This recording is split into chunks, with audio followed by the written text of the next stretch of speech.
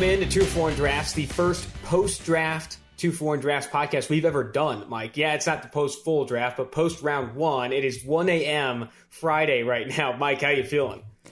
I am fucking wired, to be completely honest, dude. I was just on for 4 hours. I was even debating taking some PEDs prior to this, but no, it was all clean. That was the pure performance on my part there. So I'm still wired from maybe one cup of coffee during.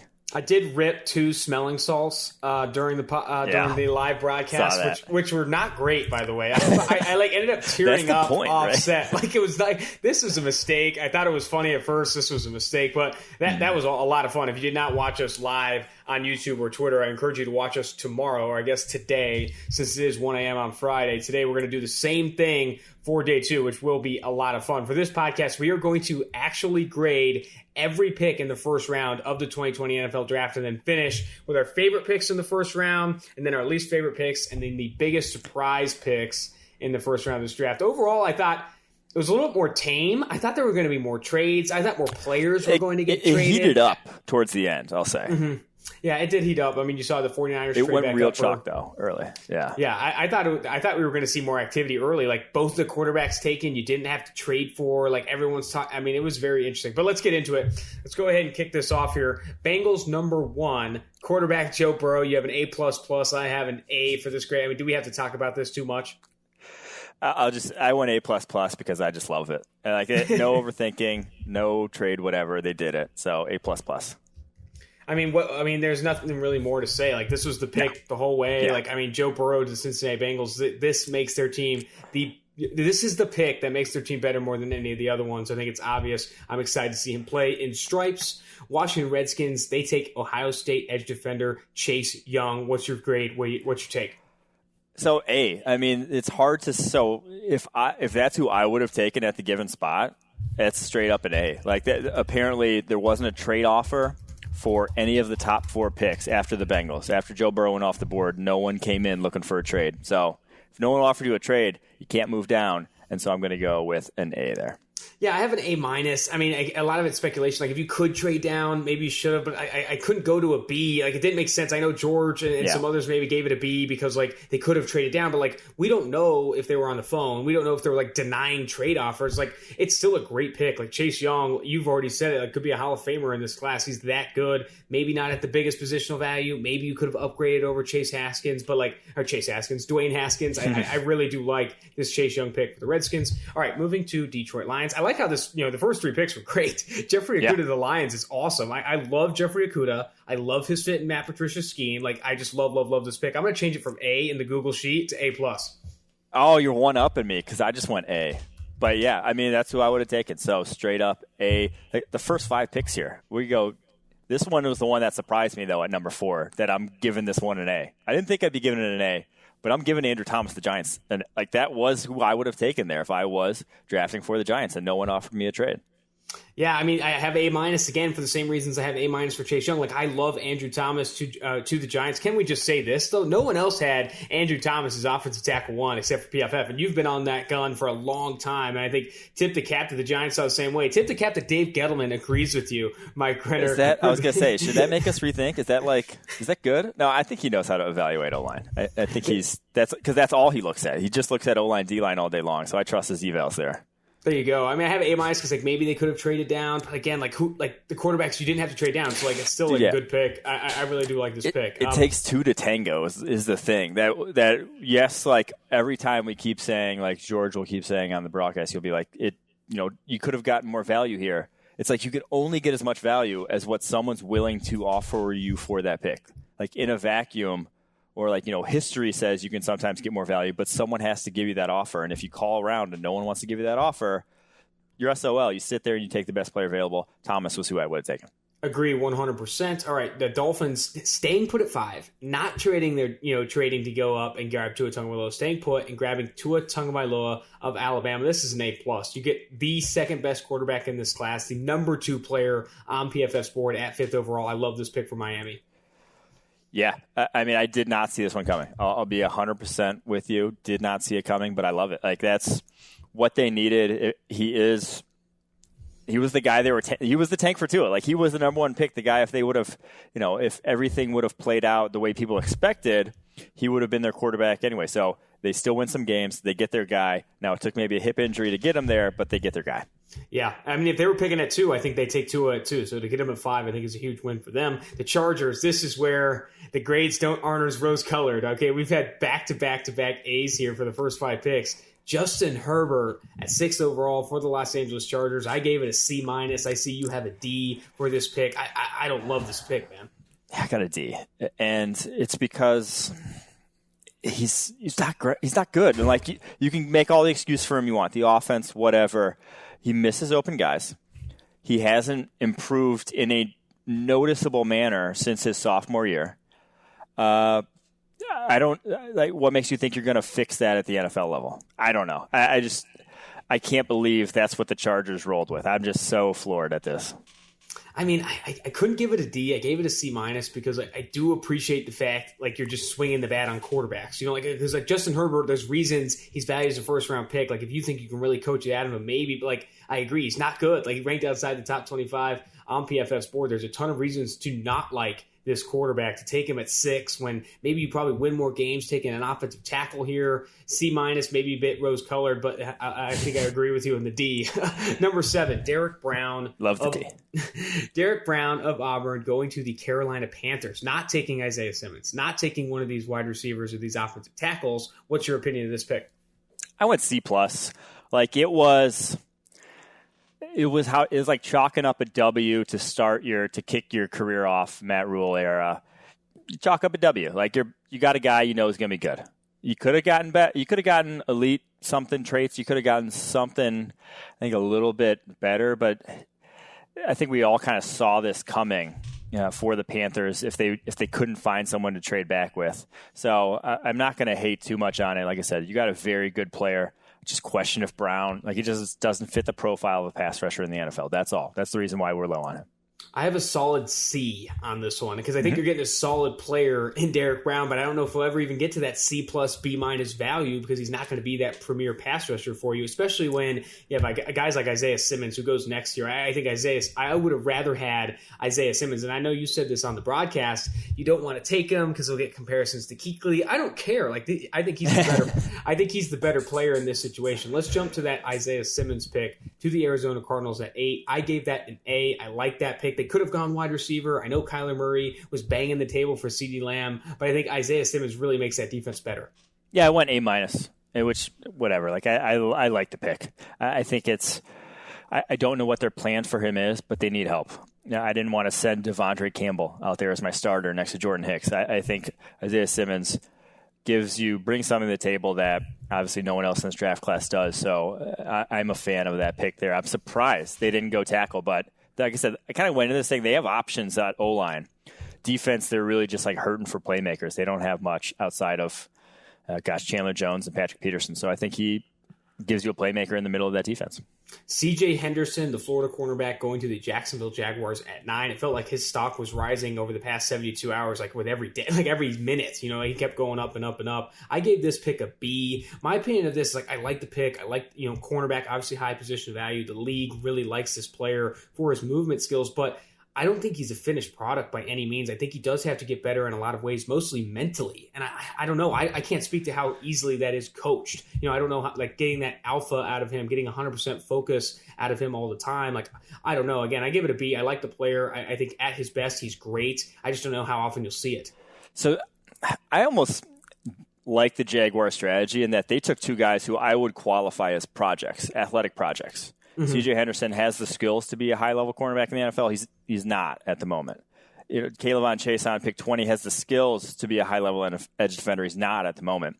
So, like, there's a good chance that both of them will not be great as rookies, but that's kind of what you want right now. Like, you want to be bad next year for Trevor Lawrence. They are firmly in the mix for him. So, yeah, as much as I don't necessarily love the value at C.J. Henderson, 9th overall, I'm not going to – that one I can get on board with for them. I gave it a B-. I think that's a great take, actually. You take 2 projects that could be great players in the future because you're a project team. You're not a team that's supposed to be good next year. Like Gardner Minshew, I mean, had a good season this past year compared to expectations, but is he your guy? Is this team ready to compete for a playoff spot with him? I don't know. I think taking project players as a project or rebuilding team is actually smart. I think that's a really good take from you. All right, Jedrick Wills, the Alabama offensive tackle, going to the Browns. I love this. Like, Jedrick Wills is awesome, and him following the Browns at 10, there were situations where they weren't even going to have a shot at Makai, Becton, or Josh Jones with some of the mock drafts I saw. To get Jedrick Wills, who's an offensive tackle 1 on a lot of people's boards, don't be overconfident in your evaluation. This guy's a very good player according to a lot of people. I think at 10, it's a good value. Yeah, I have A- written down here, but screw that. I'm going back to A. I don't know why I put A-. That's who I would have taken if I'm there for the Browns. I think he has that sort of ability in pass protection that the movement skills are just off the charts with him, and you see it every single play. And he's probably not as pro ready as Tristan Wirfs. He might not be the guy right out the gate, but I think you got. I'm surprised the tackles fell like this because I think he's a much better player than the 10th overall pick in most classes. All right, New York Jets, they take Makai Becton of Louisville. I mean, he's the 45th ranked player on PFF's board. Not going to love this pick. I have a C for it. Again, this is a project offensive tackle, and you had this take on the broadcast tonight. Taking project offensive tackles can be tough because it's hard to recoup that value in their rookie year. What's your opinion of this Makai Becton pick? Yeah, he really is a freak, is the thing. You talk about generational physical tools, and we overuse generational, but no one's looked like him since Jonathan Ogden or Orlando Pace. It's been a while since a dude came in the NFL that is that big and moves that well. So it makes life easier at the tackle position. I don't think it necessarily makes Sam Darnold's life easier next year, though. I don't think he's going to be pass checking at a high level right out the gate, which I would have preferred getting a guy who would do that for you for the Jets. So I went C+.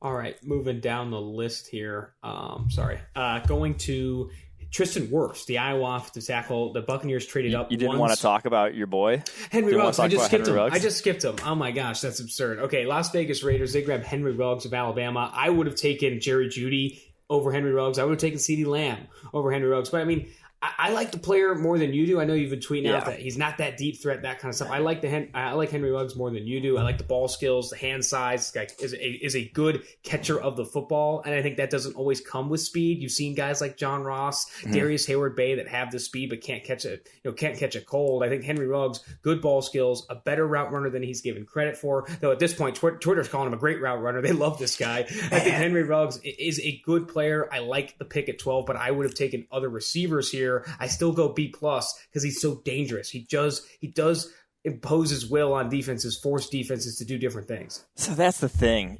This feels like they're trying to almost put. I don't want to say put lipstick on a pig, but I can't think of a better analogy right now in terms of what the Chiefs did with Alex Smith. It's let's make him throw downfield by having guys who just run. Having a 4-2-7 guy. Let's make him do that. When I don't think you can reinvent Derek Carr at this point. I just don't think that's going to be his game. He's going to want to get the ball out of his hands quickly. And those aren't the routes Ruggs wins. Ruggs running a slant is not good. He was not a guy that consistently got open on routes like that. He's not a guy that got off the line of scrimmage with space to work consistently. Jerry Jeudy and CeeDee Lamb are guys like that. Those are guys that fit with Derek Carr. So unless you're trying to, unless Marcus Mariota is their option here, is who they're going with, I'm not sure that. I just would have gone with one of those other two wide receivers before Ruggs. So I gave it a C+. Yeah, it's night and day. You want to compare Henry Ruggs to Jerry Jeudy and CeeDee Lamb, specifically looking at their ability to create separation at the short and intermediate levels. It's night and day. Jerry Jeudy and CeeDee Lamb do that religiously, consistently. And I think taking Ruggs over those two and maybe trying to force the dog out of Derek Carr is a bit aggressive on John Gruden's part. I know, and I've heard him say this, he wants his version of Tyreek Hill. Henry Ruggs has that comparison in a lot of ways. Maybe that's why he went with it. All right. Can I just throw my 2 cents at the Tyreek Hill? Tyreek Hill had a 6'5" 3-cone. He was 185 pounds, but only 5'8" coming out. Henry Ruggs is the same weight, but 5'11". He is a lot skinnier and does not he didn't run the 3-cone, but he does not like when Tyreek Hill touches the ball, he looks different every single time. You don't like he's just don't put Tyreek Hill on him. Tyreek Hill is different. Like let's not compare him to that. And Tyreek Hill being raw coming out of Oklahoma State and whatever West Alabama is fine because he was a running back in college. He was not a wide receiver. You expect a running back to be raw at wide receiver. All right, Tristan Wirfs, the Iowa offensive tackle. Buccaneers traded up one spot for this. I don't have the trade details in front of me. I don't think it was significant, though. It was It was like a fourth rounder, and then they got a seventh rounder back or something. Yeah, so they trade up one spot to grab Tristan Wirfs, the Iowa offensive tackle. I like this pick a lot. Like Tristan Wirfs, I didn't think they were going to have a chance at Tristan Wirfs, and maybe they didn't think that either. That's why they traded up and made sure they got him. I mean, this guy's super rare. You talk about rare athleticism. He broke records for 315-pound plus players that have ever participated in the combine. Like this guy has records for vertical jump, broad, this guy's just a very special athlete. I think there's technique that can improve. You talk to him, he says, I got to get better. I can't overset as much as I do. But I think the kid's demeanor, he's still a very young player, all the tools in the world. I think he's a very good pick for the Bucs at 13. Yeah, to me, there were three special tackles in this class. Three guys who had elite grading profiles, elite physical tools that made you think that these guys are different than vast majority of offensive tackle prospects coming out of college.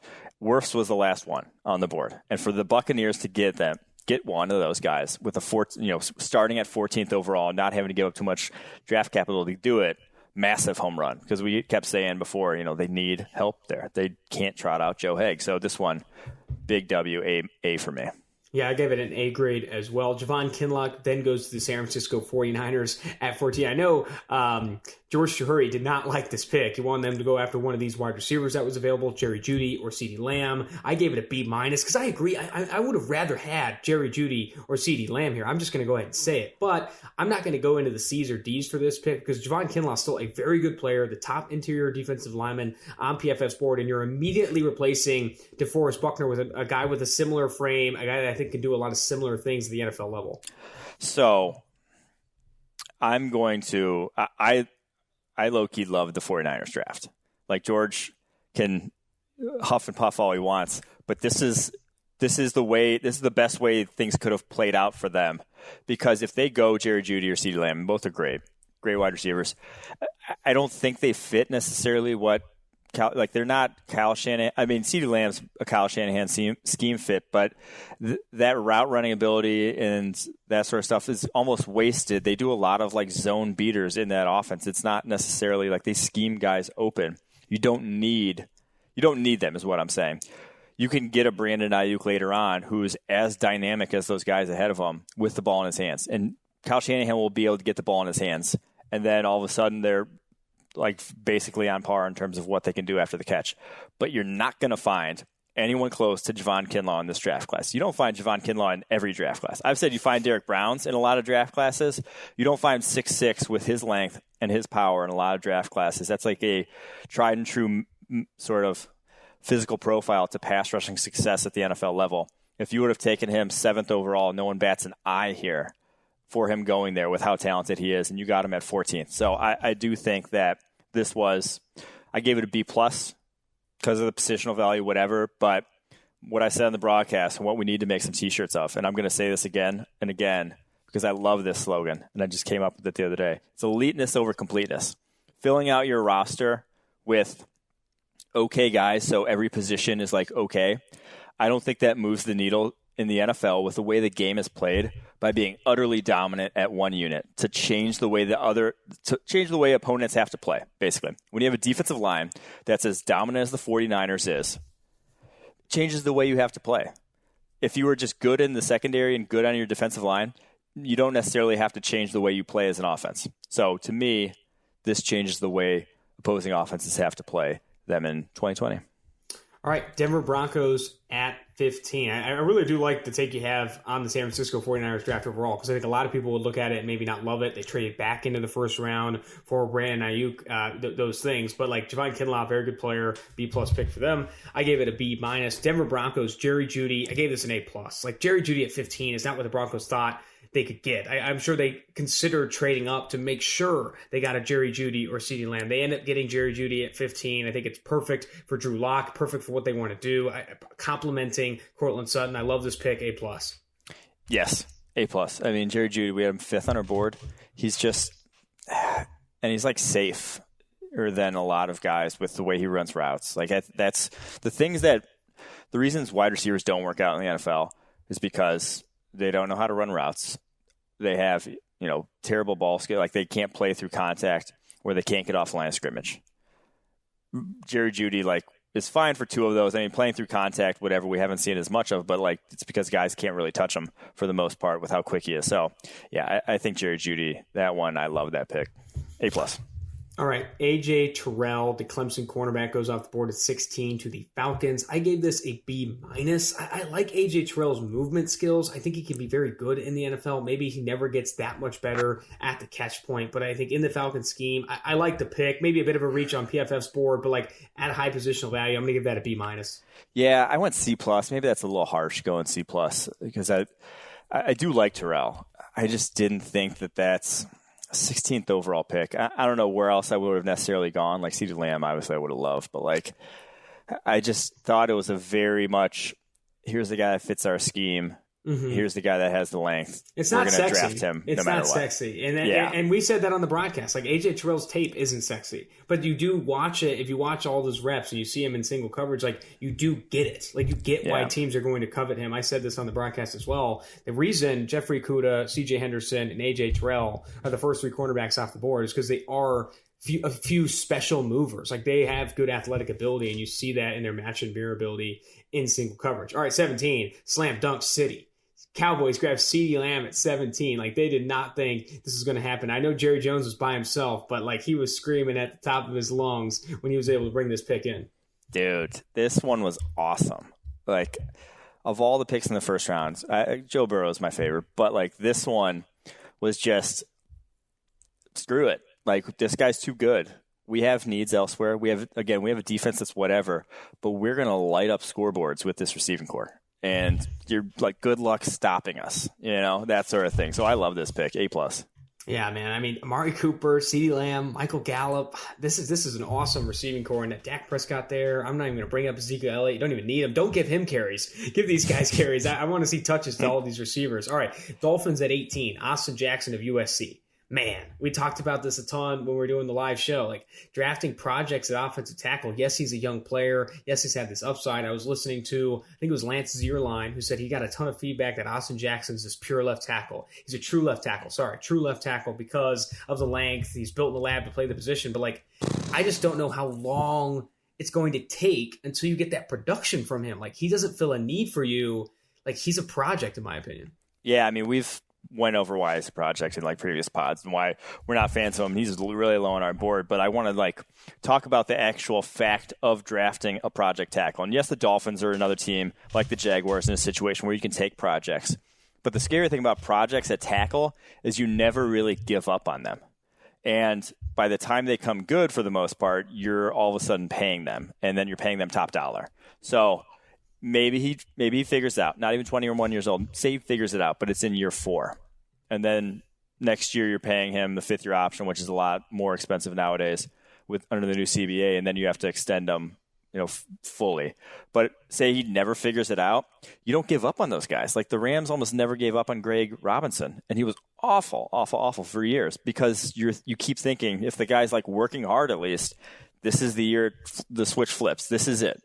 You keep plugging him back in there, and you keep getting bad results out of him. So, yeah, I'm not on board with drafting tackle projects early in the draft. Take those shots in day 2. Yeah, I'm with you. I mean, that takes rock solid. All right, Damon Arnett, the Ohio State cornerback that you did not expect going in the first round. I think he ranked outside the top 70 on PFF's board originally. I added incomplete for this one because I got to be honest, I didn't watch a ton of this guy's tape. I watched some of it. I came away impressed with some of the reps I saw. I know the Rutgers game was fantastic. But before I let you give your take here, I kind of wanted to read something from Tom Pelissero that he wrote, and when he was rumoring Damon Arnett as a top 19 pick, I think he gives good background on what's probably the most important part of Damon Arnett's projection, and it's the off-field stuff. So entering his senior year with the Buckeyes, Arnett, 6 foot, 195, had a reputation going back to high school as a handful for coaches. Cocky, prone to running his mouth, and a guy they worry might struggle managing his life once he left the facility. But the word out of Ohio State this spring is Arnett matured under the wing of Jeff Hafley, spent one season as the Bucs co-defense coordinator, blah, blah, blah. Arnett became a father and seems to have more purpose now. He earned second team, played through a wrist injury, tough experience, plays with more swagger than anyone in this class. Like he has this off-field concerns that kind of hurt him. I've heard this before, but like Chris Carter said, he's not mature enough to play in the NFL after the 2018 season. Like there's off-field stuff here. It's a head scratcher for me because like, I wouldn't even consider him a special mover either. Like this isn't a special mover at cornerback. I think he has that swagger, the ball skills, whatever you want there. But like incomplete for me. I haven't watched enough tape, but I don't love the pick overall. Yeah, to me, he was just like, all right. And I felt even less all right about him than, AJ Terrell. Like he attacks the catch point well. He's kind of physical, but I said this on the broadcast. Like he went up against Quintez Cephas, and Cephas got off the line of scrimmage and pressed against him like easy every time. And Quintez Cephas is not going to be drafted until fifth round maybe. And that was and Quintez Cephas was stacking him down the field, and Quintez Cephas runs like a 4.73. And Arnett himself ran a 4.57 in the track record of slow cornerbacks. Just like it's not worth taking in round one, in my opinion. So and he's an older guy too, right? Yeah, he's going to be 24 as a rookie. I mean, older guy, off-field concerns, not a special athlete. Like, how much does swagger matter? Like, I don't know. Like, okay, he plays tough, he plays aggressive, but like 19th overall pick, you got Chason, Rhaegar coming off the board soon after. I don't know. I would have rather double-dipped Henry Ruggs and Jalen Rhaegar. I don't give a fuck. I feel like that could have been pretty fun. All right, number 20, Jacksonville Jaguars. They bring in, and I like this guy more than you, even though I don't love him. Yeah. Edge defender Kayvon Chason of LSU. I gave it a B-. Let me hear my take. I think the high end is awesome, and I think similar to kind of what you said before, like he's a project player that if you get his high end a lot, it's going to be awesome. Like you're going to get a very productive edge defender. But like it's how confident are you with his arm length that you're going to get that high end all the time? Fair. I like you B-. I'll go C+ with it. I think the switch could flip with him. Like he has such a weird profile in terms of like he's beaten good tackles. Like he has reps against good tackles where you're like, damn. So if you're telling me in 3 years that's like he's gotten a lot more consistent because again he is young, he's gotten a lot more consistent over that span, and now he's beating tackles consistently. Like I wouldn't be surprised. So I think the Jaguars are in a position to take those shots. And obviously I don't think Yannick Ngakoue is playing there anytime soon. So yeah. I'm sorry, I was reading through Twitter while you were discussing that, but I also have to say this guy, Kyle Shanahan said Brandon Ayuk was his top-rated receiver in his class. We're going to get to that pick later, but that's surprising for sure. All right, with Kayvon Chason again, like it's. I think the thing that you said there was like he can flip the switch, but like what's the range of outcomes? Like how confident are you that he does? I think that's why I got it at a B-. All right, Jalen Rhaegar, love this pick, my friend. 21. I think the draft prop was plus 110 that he goes in the first round. I was all over it. Jalen Rhaegar in the first round felt like a lock. I love this guy. Very explosive. Perfect for what the Eagles want. Steve's mock T. Higgins here. That's a joke. Jalen Rhaegar, this is the juice you want in Philly. I love this pick. Dude, he was always going in the first round. Speed does not last in the NFL draft. Like, people lose their minds over speed. I was fairly confident Henry Ruggs was going to be the first receiver off the board. And Jalen Rhaegar going in the first round seemed like a thing that was always going to happen. So now while he doesn't run a 4.22, he probably runs in the 4.3s realistically. So I'm a fan of his game. And this is what they needed, on that in that Eagles receiving core with Deshaun Jackson going to be 34 this year. Can't rely on him at this point in his career. So they needed the speed. Man, I am so excited for him in that offense. I think he's going to thrive. All right, Justin Jefferson, LSU wide receiver, goes to the Vikings at 22. They needed a wide receiver. I just don't know if they needed this one. I struggle to give this pick a C. I went with a B- because Justin Jefferson is so talented. He was a 32nd ranked player on PFF Sport. He does the little things well. He's very smart. The ball skills are awesome. And the end of my article that I wrote on Justin Jefferson, which I feel like sums up my take very well, is like, Justin Jefferson's very talented, very smart, finds open holes in zone coverage. Just don't draft him over receivers that win more valuable routes outside the numbers against single coverage. And that's where I felt with him. I think B- for the Vikings here. Yeah, the fit, I don't. I would have rather had Rhaegar. Now, Justin Jefferson, is a good receiver. Like, he has great ball skills. To me, he's like a similar receiver to Adam Thielen, and that's why I didn't think that's where they'd go, because like redundancy is kind of a thing at receiver. You don't want too many of the exact same types who have to run the same route trees, because then you can't all run the same route in the same place. So there is something to that, but I think they're all shifty enough that it's not that big of a deal. The types of wide receivers there, I don't think it's a massive deal. So I'm obviously have been vocal about being lower on Justin Jefferson, but I give it a B-. Like, I think addressing wide receiver there was a good pick. Yeah, and Adam Thielen can win on the outside. Like, you can put Justin Jefferson in the slot and have more Adam Thielen play more outside. I don't know. Like, okay, Kenneth Murray, Oklahoma. Dude, they traded up with the Patriots to get Kenneth Murray, an off-ball linebacker, that like top 50 type of player, maybe top 60 type of player. But like, I still like, even saying that, it's like because he has explosive ability, because he has like that straight line speed. But like, when you really think about, okay, he's like fantastic at this like kind of specific role, that role doesn't have a ton of value. Like, the comparison I have for him in the NFL was Rashaan Evans. And like, I don't know if I love Rashaan Evans, even though he's been successful against the run in bits. Like, Kenneth Murray trading up for him over Patrick Queen, I couldn't believe it. I gave this one an F. Yeah, I gave it an F too. Oh man, the Chargers, dude. I loved like their last 3 drafts, and this one, I don't know what to say, dude. Like, I don't like that pick at all. He is a run. He is not. I don't think he's the type of linebacker that you win with in today's NFL. Like, he closes ground really well. He's going to make plays and limit yak, and that's kind of his bread and butter. But he's not a playmaker, and he's not a guy who can like make plays in coverage, like plays on the ball in coverage. I think those are the guys you want in today's NFL. So I don't know. I've been shitty at scouting linebackers, so maybe I should hedge my bets here, but I still wouldn't have. Yeah, it's interesting. So they traded the 37th overall pick and pick 71 to go up to 23 and grab Kenneth Murray, and then they drafted Justin Herbert at 6. Like, dude, I do not like this class for the Chargers. Like, it's 2 guys we really didn't like for first-round type of players, like at least for where they were. Like, man, tough scene. You hate to see that. All right, Saints here.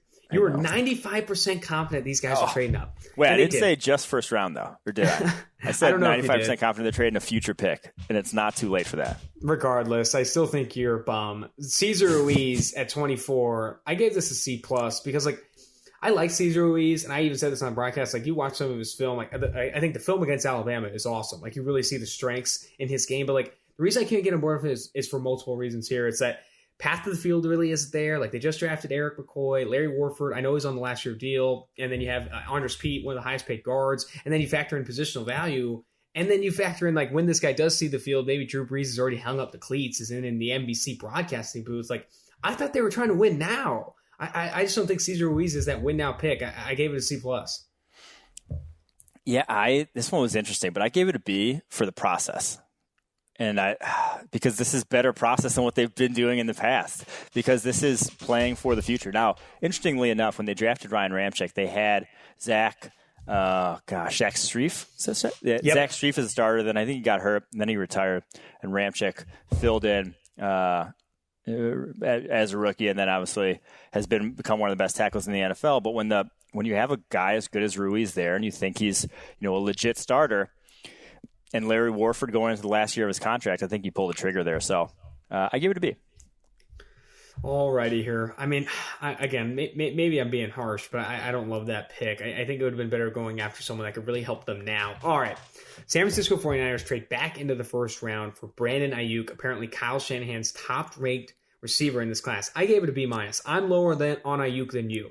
But I think I like him in San Francisco probably more than any other offense, because you said this great on the broadcast. You're saying, or you said this earlier in the show, or in the podcast, that like Kyle Shanahan schemes his receivers open. Therefore, it's very important that you're good after the catch. That's exactly what Brandon Ayuk does. Like, you look at his percentage of targets and those things, a lot of production on screens or shallow crossing routes and those things. Like, that's what Kyle Shanahan kind of wants. So, like, I guess I kind of like the fit. I think Brandon Ayuk and other offenses probably sucks, but like B- here for the San Francisco 49ers, because I think he can thrive with Shanahan.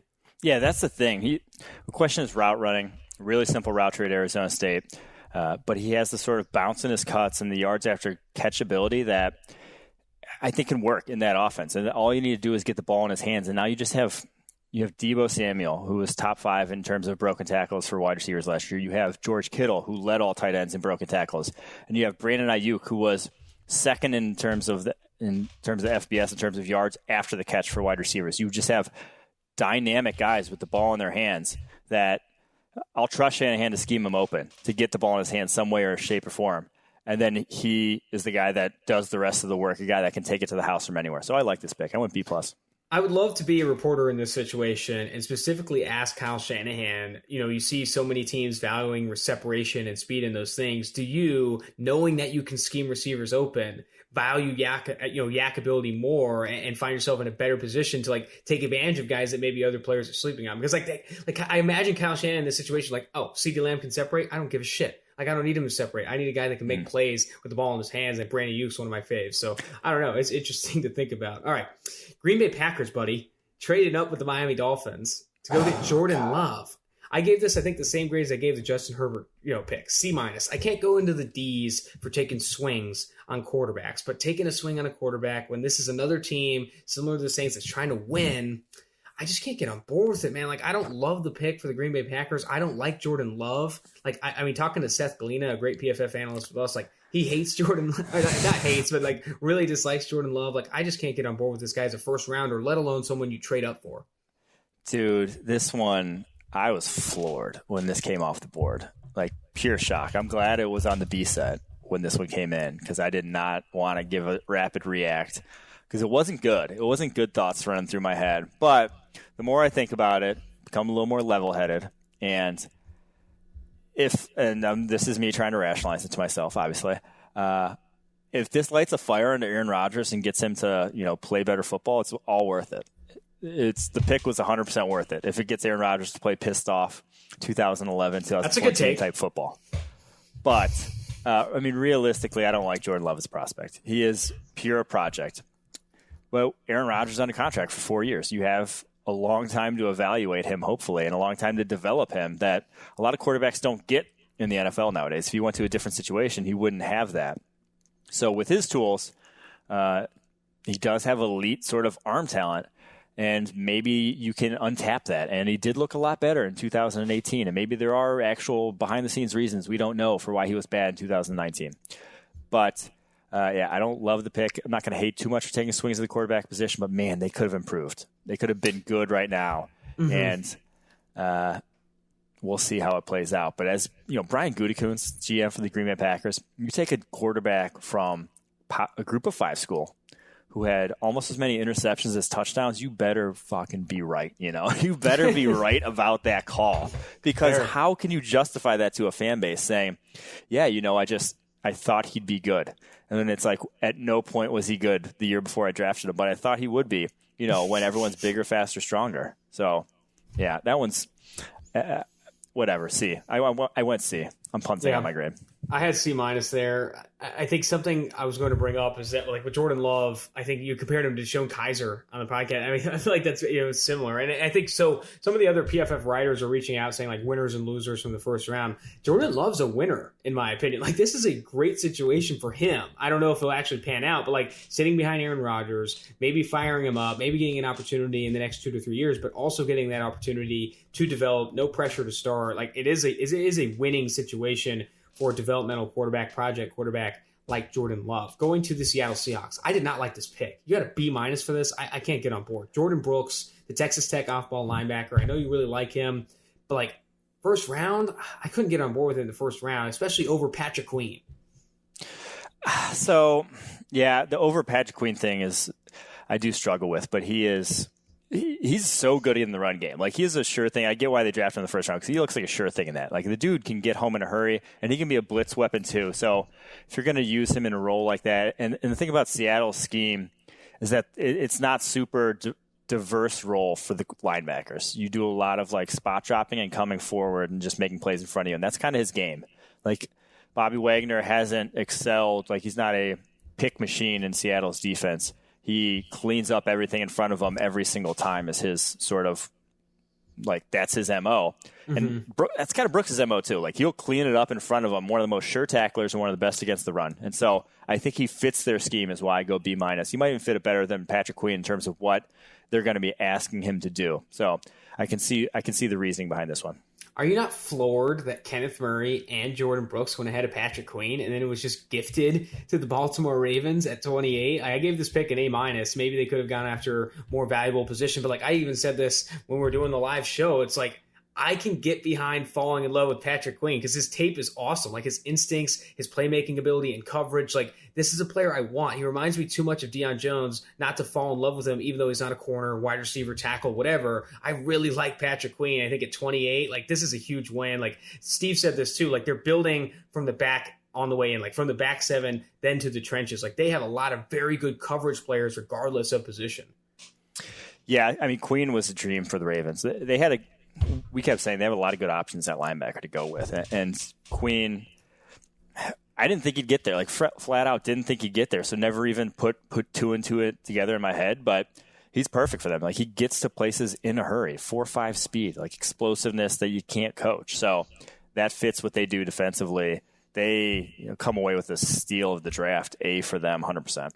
And right after, I had my lowest grade. Oh, no, I had an F for a pick. We had some Fs, yeah. Yeah, it was the Kenneth Murray trade up. But a D- for this Isaiah Wilson pick. I mean, I saw some people saying, like, this is a fit for Tennessee, even though he's a project tackle. We just had this take about Austin Jackson. Like, you just don't take project offensive tackles in the first round. And, like, project Isaiah Wilson is also not a good athlete. Like, this guy moves very slow. Like, he's a project because he's big. Like, I can't get on board with him being, like, this project high ceiling type because, like, you watch him against some of the better edge defenders he played, Caleb Chason, Julian Aquara, Jonathan Grenard. This guy gets dogged, like absolutely beat down. And I don't know how much better that's going to get when every edge defender he goes against is very good. Yeah, dude. Like athleticism is we've talked about this ad nauseum, but like athleticism should be the baseline for these offensive tackles. Not being able to move laterally is a non-starter. And I called him a guard. Like he's a guard. I think he's a guard at the NFL level, not a tackle. So maybe you drafted a good guard. But I still gave it a D. All right, Dolphins trading down. And I looked at the trade actually for the Packers. I don't hate the trade up as much. It's like pick 136 and 30. So they swapped picks, and the Packers gave up pick 136. Like not an aggressive trade up by any means, but like the Dolphins trading down to 30, they pick up Noah Igbenogany, the Auburn cornerback. Like you said, speed comes off the board, and this guy has it. A smooth moving cornerback with I think has a very good ceiling in the NFL because of the high end you kind of see in his game. Still a very young player. Absolute cheeks at the catch point. We've talked about his ball skills. Like, they're just not good. But, like, what he does all before the ball is thrown, like, on a lot of reps against good receivers, like in the SEC, going against good receivers, has me kind of liking this pick. I gave it a B. Yeah, I went B+. And even though he's not on our board till, like, the 50s, because he has really bad ball skills, but, like, one, he's a great fit for their defense. Like, man coverage, we kept saying he's one of the best man corners in this class. They run a lot of man. And two, for, like, the thought process of, we have the two highest paid corners in the NFL. Let's use a first-round pick at corner, too, to just make our secondary utterly dominant. Because when you play man coverage, you need guys. Your third corner is as important as your first corner. You're only as good as your biggest mismatch when you play man. So, to me, I love this pick. Now, I'm not sure Igbenogany is going to be great at the NFL level, but like I love the thought process here. Dare I say, if this is a phrase I just came up with, but eliteness over completeness here, or yes, I'm just fucking with you. Eliteness over completeness. So like we talked about this, but like they have Xavier Howard, they have Byron Jones. There's no need to go to corner, but like this guy's very good, and you like him. Like go get him. Like turn a strength into a bigger strength. Like Noah Igbenogany at 30, I like the pick. B grade for that. Jeff Gladney, the next guy to come off the board, goes to the Vikings. I love this pick. I think he played a ton of corners at TCU. He's a dog. He can Solly was talking about Solomon Wilcots. He knows Mike Zimmer. He knows he's got tough skin. Jeff Gladney better to handle it. Like this guy's going to be able to handle it. He's a very tough player. Good demeanor with him. I think Jeff Gladney, instincts are awesome. Athletic ability. Like there's a lot to like about Jeff Gladney. I'm glad he went in the first round. I think he's a first round type of player. Yeah. So I'll echo everything you mentioned, but I went A- because I would have rather had Jalen Johnson for them. I just think he's a little bit better. I mean, he's a little higher on our board. I would have rather had Jalen Johnson. But I like Jalen Johnson. We highlighted that a few times as being a good fit for the Vikings. I mean, Jalen Johnson and Jeff Gladney are two of my favorites in this class. I really like both those players. Yeah. But Jalen Johnson on day 2 is going to be awesome. I don't know who's picking him up. I think that's going to be good value. All right, Chiefs. I feel like an idiot because I gave this a D and not an F. But, like, running backs are fun. Like just have Clyde Edwards-Helaire is cool, like good. Like he's a good running back, and I know you're taking him in the first round. I hate the value. I tweeted this. I hate the value, but he's a good player, and maybe this is more completeness than eliteness. I don't fucking know the saying anymore. But like Clyde Edwards-Helaire to the Chiefs, like makes that offense better. Was it the right value? Probably not. They probably should have gone Trayvon Diggs or another position of higher value. But like I gave it a D. It's not good value. I still like Clyde Edwards-Helaire. I gave it an F not because of the player, not because he's of the talent level, because I think if you draft a running back in the first round, it makes you play suboptimal football. You have a guy who is good take is the single best, passer down the field in the NFL. He can do special things with his arm, and you have a dynamic receiving core who can get open down the field. You don't want to give the ball to Clyde Edwards-Helaire. You want to give the ball to Patrick Mahomes. You don't want Patrick Mahomes looking early to his check down. You want him keeping his eyes down the football field trying to make plays. I think Clyde Edwards-Helaire forces you into two suboptimal situations in that he asks you to run the ball more and that he asks Patrick Mahomes to look to his check down more. Two things I just don't want you doing. So, yeah, this was, not, and that's not just because of running backs don't matter take. This to me is an F for what it brings, what it kind of changes mindset wise for your football team. No, that's a good take. I agree with that. Like if you try and give him 20 carries a game and take the ball out of like arguably the most valuable player in the NFL's hands, like you're making a mistake. Like don't do that. That's going to do it for grading every single pick in the first round. Kind of went with a speed round there, but ton of value. We're going to go favorite picks, least favorite picks, and then biggest surprise. I'll start with my favorite picks: CeeDee Lamb to Dallas and Jerry Jeudy to Denver. I feel like both those teams. First with Denver, they obviously wanted a receiver, but I don't think they thought they were going to be able to get Jerry Jeudy at 15. I think that's a slam dunk for them. And then CD to Dallas, like they probably weren't even thinking about him. Like they were thinking other positions, Caleb Chason maybe, CJ Henderson, but like all of a sudden this guy's in your lap. I'm just glad they sprinted the card in with CeeDee Lamb rather than like, oh, actually we still wanted this position. Like, no, Lamb has just fallen to you, dude. Take him and make this receiving core awesome.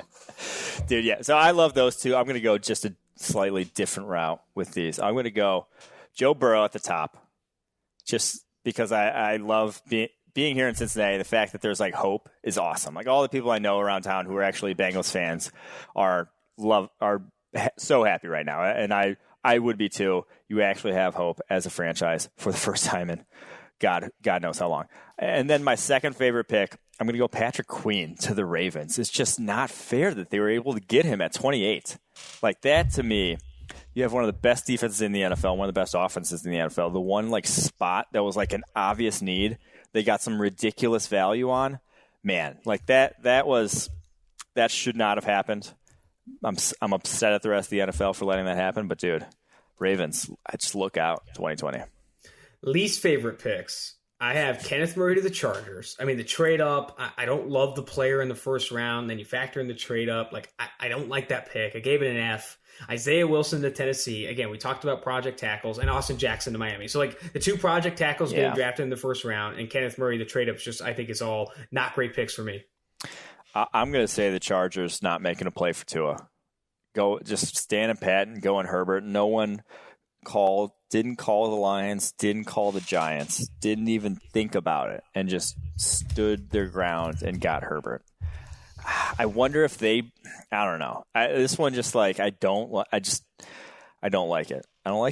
I had such high hope. It's because I had such high hopes for the Chargers coming in. I'm like, dude, they could rip the doorknob off this draft, get Tua, get Christian Fulton in the second. Oh my God, could you imagine? No, not going to happen. Unfortunate, but here we are.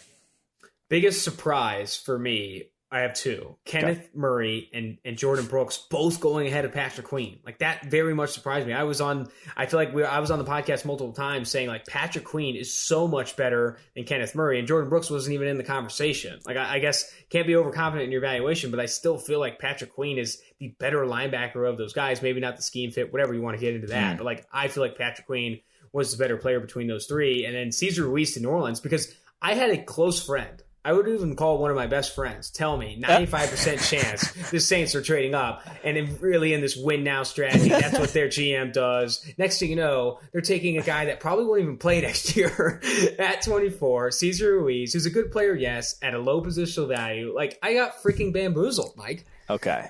That was a big surprise for me, too. I don't know who told you that, but they're, I hope it was. They're a dumbass. All right. Mine, though, this truthfully, and that was a surprise. Packers trading up for Jordan Love was a surprise. But truthfully, by far and away, the biggest surprise to me was the Raiders drafting Damon Arnett. Damon Arnett's do not go 19th overall. When I say Damon Arnett's, I'm saying cornerbacks who are almost 24 years old. Cornerbacks who run 4.56 40s at the combine. Cornerbacks who have 30-inch arms, which is well below the length you want at the position. Cornerbacks with like off-field issues, red flags. Those guys don't go in the first round, let alone 19th overall, and let alone to a franchise that prioritized high-character guys on 3 first-round picks a year ago. So that one, just like nothing about it, I was able to wrap my head around. That one was crazy to me. That's just like purely out of left field. Could never have in a million years projected. Like if you gave me a shot at their pick, the list of guys I would have had before Damon Arnett, probably like 75-ish guys in this class. Man, there's a lot of guys before I would have gotten to Damon Arnett. It surprised everyone on the like when we were doing the live show. Like I couldn't believe it. Like Damon Arnett, there were better cornerbacks available. Like guys with better character available, younger players. Like I think you bring up all good points there. All right, we were gonna stop here, but I feel like the 2-for-1 podcast listeners are not going to hear us until after day 2. We got to preview day 2 and best available, some fits we like. I kind of want to can we do 10 more minutes, Mike? Give me 10 more minutes. I know it's 2 a.m. Can you give me 10 more minutes? What do you want? Let's give the people what they want. So I'm going to go ahead and rattle off like the 5-6 best players available according to PFF's board. And then let's just go ahead and pick some fits for them at the top of the second round. Or maybe they fucking fall further. I don't know. You're bad at evaluating talent. Like here we are. All right. Christian Bolton of LSU. He's the 12th ranked player on PFF's board. He's the best player available. Okay. After that, Josh Jones of Houston, Grant Telpett of LSU. Actually, let's just start with Christian Fulton. Where are some fits for Christian Fulton, the best player available? God, I have no clue what the Panthers are going to do defensively, but they could obviously I was going to say the Panthers. They could obviously use a cornerback. I don't know. The Jaguars could also use another cornerback. They have needs at both cornerback positions. I think the Bears, though. There we go. I'll say the Bears is an absolutely fantastic scheme fit for him. If he falls to 43, I can't see them passing on Christian Fulton. That would be hot for the Chicago Bears. All right, Josh Jones, the offensive tackle out of Houston. He's the second best player available If he doesn't go 33rd overall to the Cincinnati Bengals, we riot. I take back everything I said about the Joe Burrow being awesome and me being hyped about this. That would rip the doorknob off this draft for the Cincinnati Bengals. That one makes too much sense that it's not going to happen because it's the Bengals. You go into every draft trying to rip the doorknob off. So I feel like Josh Jones, this is the move. This is definitely the move. All right, Grant Delpit, the LSU safety, the 15th ranked player on PFF's board, third best available right now. So, interesting note, not a single safety went round 1. Oh, yeah. I think he could go to the Patriots, though. Now Bill Belichick has said that. He doesn't. He needs guys to tackle, but Delpit, I think he could make an exception for with how talented he is. If not, I think he could go to the Dolphins also. 39, they need safeties. He's a man coverage type of safety. That would be a great fit, too. All right, Laviska Chenault, Colorado wide receiver. He might fall a bit in this class. Yeah, he's going to fall. He's definitely going to fall. I'm going to be really selfish here. I'm going to say the Packers at pick 60. What is it? 62. That's where he should fall to. That'd be great, right? I would, dude. I would love that shit. Or I'll say the Rams. One of the Rams picks. Xavier Mccain, the team that stands out for me, Giants. I feel like Giants would like Giants Xavier McKinney at 36. I really like that fit. Yeah. Giants or, again, Patriots, Dolphins. I think they're all in the market for safeties there, right at the top of the second. I could see, where are we getting down to here? Bears as well be in the market. Would love to have a Xavier McKinney. I keep saying Antoine Winfield, but McKinney works there too. Sign me up. Next player on the list, AJ Epinesa to the Lions. Like Lions at 35. Yeah. AJ Epinesa, that is money in the bank. I feel like that would be a slam dunk for them. Yeah, Lions, Giants, Patriots, like any of those guys that are right in the 40s would make a lot of sense for. I want to do 3 more players, Mike. 3 more players. Okay. Michael Pittman Jr. I think Colts is Colts obvious. At 34, dude. If he doesn't come off the board, we riot.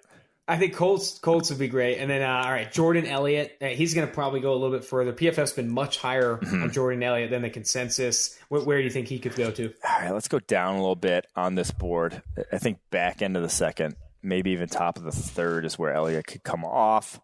Some team fits that are making sense to me. Popping out right now. Dolphins maybe at 56. They still need some help on the interior even after drafting Christian Wilkins last year. Who else? Lions down at 67 could make sense as well. So I think that's where you probably start to see him come off the board. All right, Jalen Johnson, Utah corner, maybe Texans, Browns, Jags. I feel like that's probably where I'm starting to feel pretty good. Yeah, I could even say the Panthers. I think that's great. Because he's so scheme versatile. I don't even know what. Like I said, I don't know what they're going to run. If it's not Fulton, then Johnson. Yeah, like Panthers should go corner here. Yeah, for sure. Yeah. Fantastic stuff. All right, Mike, I really appreciate it. We went up to 2 a.m. today. Get some sleep. I think we're starting early doors tomorrow as well. A lot of content to put out on PFF.com. If you haven't already, subscribe to PFF or Edge or Elite annual subscription. You can save 30% off with promo code DRAFT2020. Also, continue to follow along PFF's live draft coverage. We're going to start tomorrow. I think it's 6 before day 2. Should be a lot of fun. Thanks again, Mike. This is Austin Gayle, Mike Renner, 2-for-1 Drafts.